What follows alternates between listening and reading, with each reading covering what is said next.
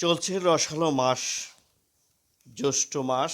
এ মাসে কিন্তু আম থেকে শুরু করে সমস্ত ফলে আপনি পেয়ে যাচ্ছেন। এবং কি সেক্ষেত্রে আপনাকে একটি বিষয় বলি, মানিকগঞ্জের ঘিওর উপজেলার মৌহালি গ্রামের আনোয়ার সাহেব, তিনি বেশ ফলজ গাছ রোপণ করেছে নিজের বাড়িতে এবং আমি দেখেছি চমৎকার লেগেছে। কি নেই এখানে! আম বিভিন্ন ধরনের, কত পদের আম যে সেখানে রয়েছে তা কিন্তু আমি নিজেই বলতে পারছি না।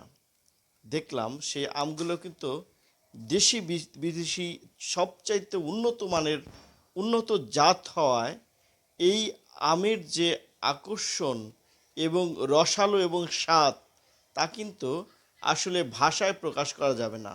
এছাড়াও বিভিন্ন ধরনের যে জাম্বুরা, কমলা এবং অন্যান্য যেগুলা রয়েছে সবগুলোই কিন্তু খুব চমৎকার এবং পাতায় পাতায় ধরে রয়েছে আম।